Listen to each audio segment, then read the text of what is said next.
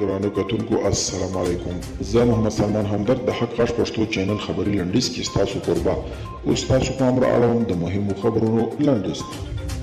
د ملي امنیت شورا له مطبوعاتي دفتر په خبره شوې رامیه کې راغلي د امنیتي اداراتو ترمنځ د روان وضعیت په تحلیل غونډه شوې.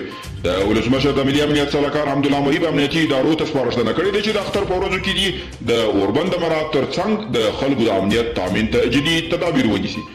چین وايي بین المللي ټولنه او سیمه ییز هیوادونه باید اجازه ورنکړي چې د خارجي عسکرو تر وتلو پس افغانستان یو کرت بیا د افراطیت په تمځای بدل شي. د چین خارجه وزیر ښاغلي وانګ یی وايي بین المللي ټولنه په کابل کې یو داسې حکومت غواړي چې اعتدالي اسلامي پالیسي غوره کړي.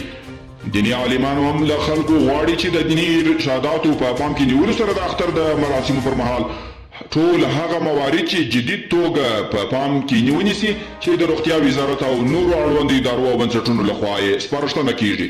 ملګرو ملتونو یو ځل بیا په افغانستان کې د سولې له روانې پروسې ملاتړ ډاډ ورکړی دی.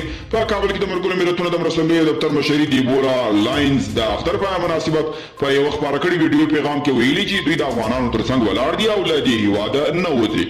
او اوترا مخابراتي شرکت وايي په روسش کال د 10 سلنه مخابراتي محصول لاري 4.9 میلیارډ افغاني عواید راټول شوي وو.